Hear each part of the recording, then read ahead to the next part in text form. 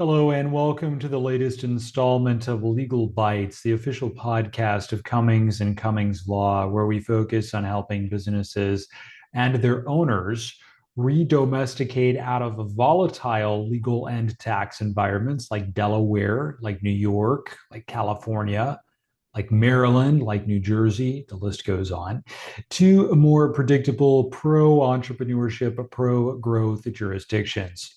Today, I am reviewing a comprehensive data-driven analysis written by Professor Carlos N. Chapman of the SMU Dedman School of Law in Dallas, Texas, entitled New Corporate Geography: Reframing the Incorporation Decision, referring to the ongoing relocation of companies large and small out of Delaware and out of other states to the Lone Star State. The paper, which is set to be published in a forthcoming volume of the Legal Journal Review of Litigation, is as lengthy as it is illuminating. I will then conclude by explaining how small and medium-sized businesses can use the same laws to their advantage to relocate to Texas or to another state. But first, a brief introduction. My name is Chad Daniel Cummings, and I am an attorney and a certified public accountant serving clients in matters of business, tax, and commercial law.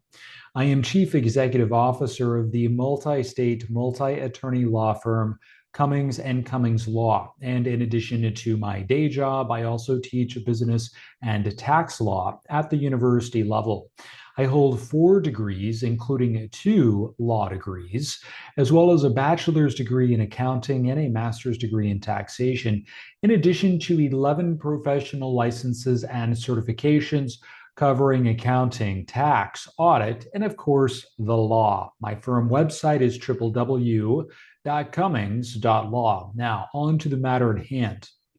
A law review article circulated recently, as I mentioned, authored by Professor Chapman, explains something that we have been discussing at great length on recent episodes of this podcast, and argues that corporate law has been asking the wrong question about where a company should be domiciled, which in the case of corporations is referred to as the state of incorporation, or in the case of limited liability companies is referred to as the state of organization, among other terms.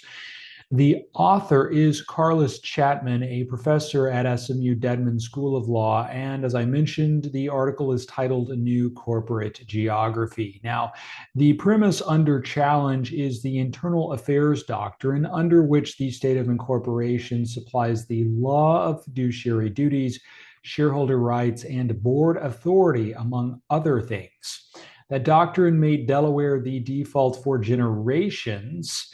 The article does not dispute that Delaware law is sophisticated. Rather, it asks a narrower and frankly more poignant question.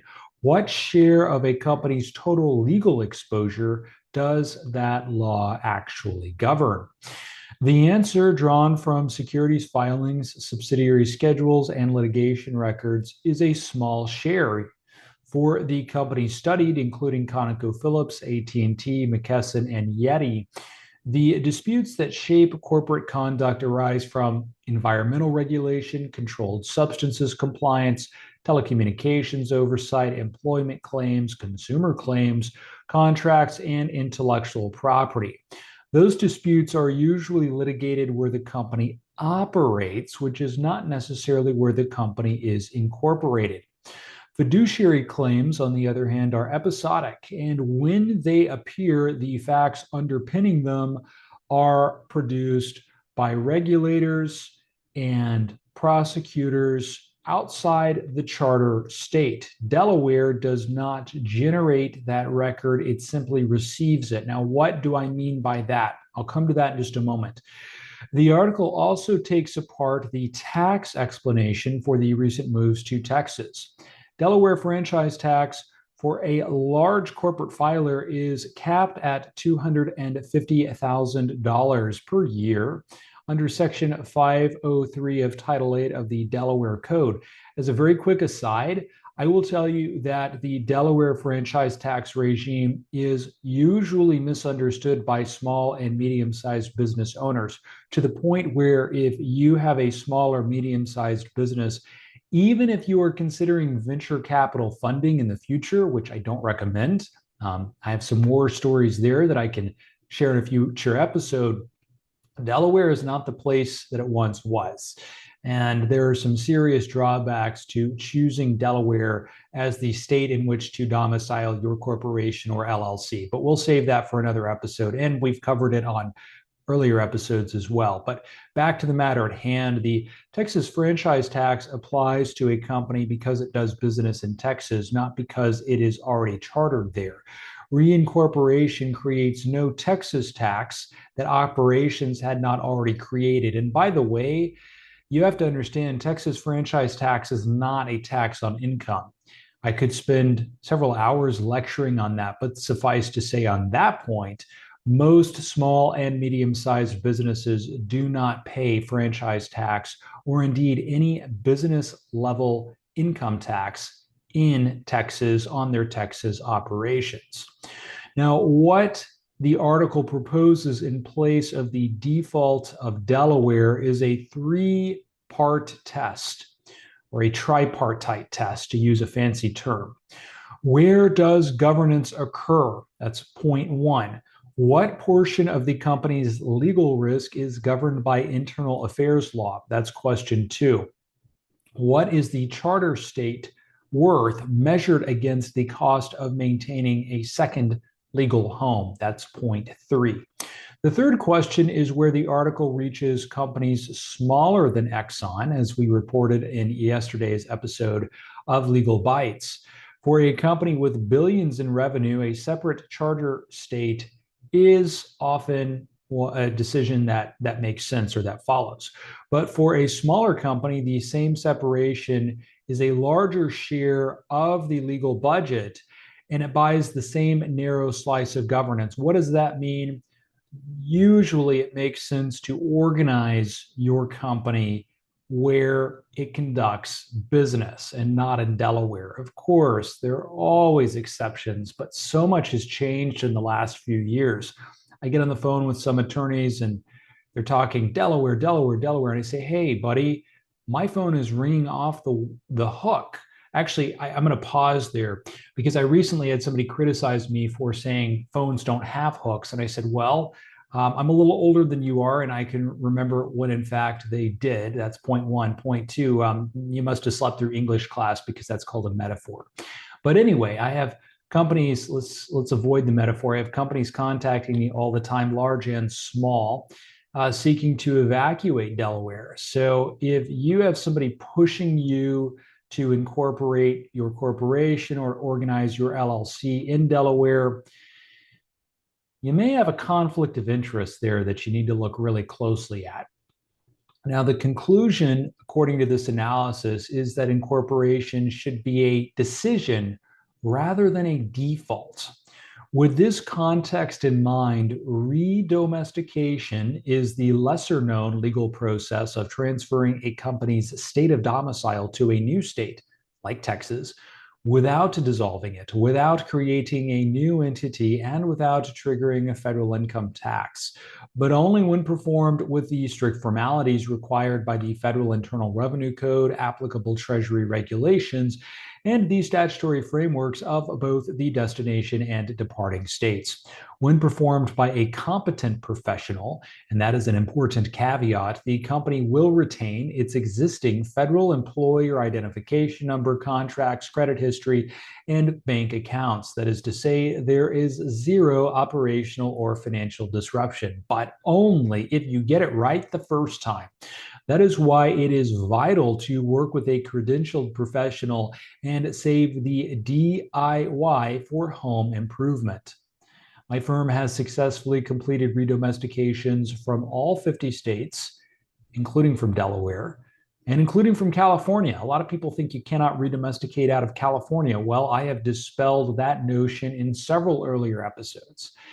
And I have also completed redomestications for a variety of entity types, including limited liability companies, partnerships, subchapter S entities, and subchapter C corporations. So if someone is telling you it can't be done or that is impossible, what they are really telling you is that they don't know how to do it and or that they have a conflict of interest in giving you the correct advice. Now, foreign entity registration is not the same thing as redomestication because foreign entity registration, also referred to as foreign qualification, does not change the company's domicile.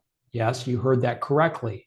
In fact, it does the opposite. By keeping the entity in the former state that it's trying to leave indefinitely and merely adding a second layer of compliance obligations in the destination jurisdiction. Meanwhile, a traditional merger, which is also not the same thing as redomestication, creates a new distinct entity in the destination state, may require and often does require the issuance of a new federal employer identification number and can trigger serious tax complexities. Finally, dissolution should not enter the conversation at all because dissolution terminates the company. Dissolution is a going out of business maneuver, not a relocation mechanism. Dissolution is often a taxable event, and when performed incorrectly, can expose the owners of the company, be they shareholders in a corporation or members of an LLC, to unlimited personal, yes, you heard me correctly, personal, joint, and several liability for the company's liabilities, known and unknown. That is because the so-called veil of protection no longer exists because the company no longer exists. If you think dissolution is a cost-saving mechanism, you may be in for a rude awakening. And if you have a so-called professional suggesting dissolution as a relocation strategy, you need to seek better advice.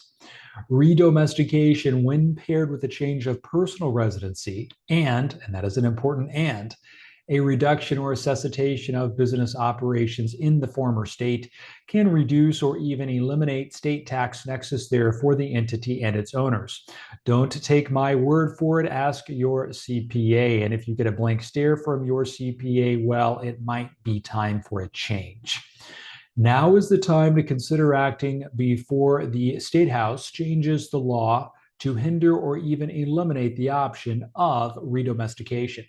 If you have questions regarding potentially redomesticating your existing LLC or corporation into Texas or into another state, please use the link in the description for more information on this process and to schedule time for you and I to speak one-on-one about your specific scenario. Again, my name is Chad Daniel Cummings of the firm Cummings and Cummings Law, and I hope that you found this information informative. As always, the information in this presentation, like all of my presentations, is necessarily general in nature and is not legal or tax advice, nor should it be construed as such, because that advice definitionally must be specific to a particular set of facts and circumstances. Should you have any questions regarding this information or the content of any of my many earlier presentations on these topics, and there are quite a few, please visit my firm website at www.cummings.law, not .com.law, to schedule time for a consultation. I look forward to that opportunity to speak and perhaps even work with you very soon.